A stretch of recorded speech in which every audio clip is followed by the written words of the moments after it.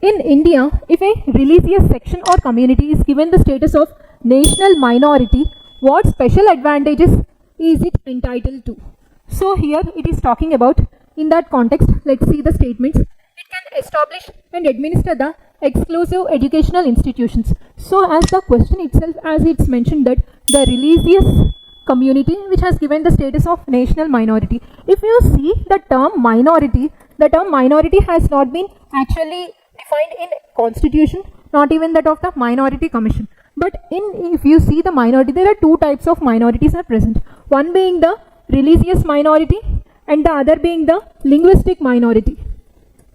So here the term minority refers to not the people or what they work. Here the religious minority, whereas the linguistic minority, the term minority status will be given based on the number of population who follow that. So religious minority, if you see, if there is a section of Jainism present in a particular community, if this Jainism in that particular community accounts to only 1% of the population, that means it consists of, among the 100 members, there are only 1 or 2 members of Jains among the 100 members. That means in terms of the population, they are very less in number. So in that point of view, we'll call it as the religious minority. That means the Jains or the Jainism is the religious minority in that particular one. So in the same way, in a particular population, that means among the 100 members, if there are very few people, that is only 2%, will speak in non-Hindi language. That means, for example, if we take a UP, the 99% of the people will speak Hindi, whereas the 1% people who speak non-Hindi language.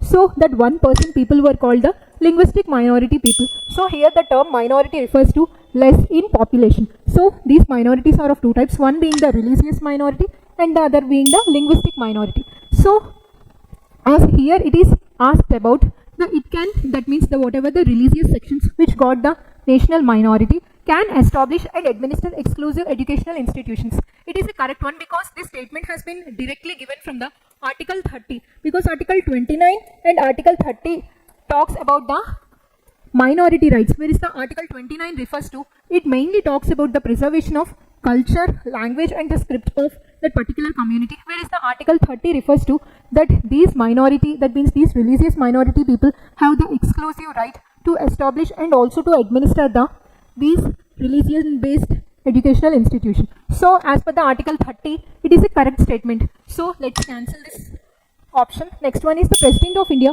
automatically nominates a representative of the community in the Lok Sabha.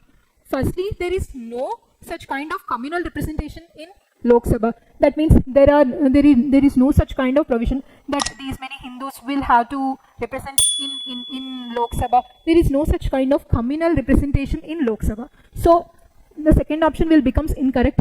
So let's cross this one. So among them, the first one, as I told you, it is a correct statement.